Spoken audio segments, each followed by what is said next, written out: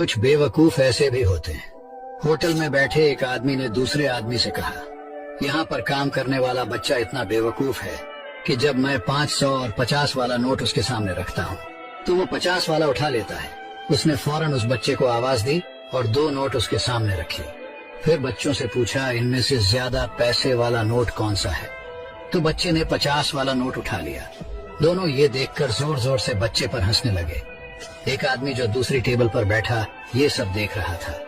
उसने उन दोनों लोगों को जाने के बाद उस बच्चे को अपने पास बुलाया और बोला, कैसे गधे हो यार, तुम इतने बड़े होकर भी 500 और 50 के नोट में फर्क पता नहीं लगा सकते। तो इस पर बच्चा मुस्कुराया और बोला, ये आदमी अक्सर किसी न किसी दोस्त को मेरी बेवकूफी दिखाकर यहाँ मजे लेने आता है और मैं 50 के नोट उठा लेता हूँ। इस तरह वह खुश हो जाता है। जिस दिन मैं 500 का नोट उठा लिया उस दिन ये खेल खत्म हो जाएगा और अब तक मैं 50 से 5000 बना चुका हूँ।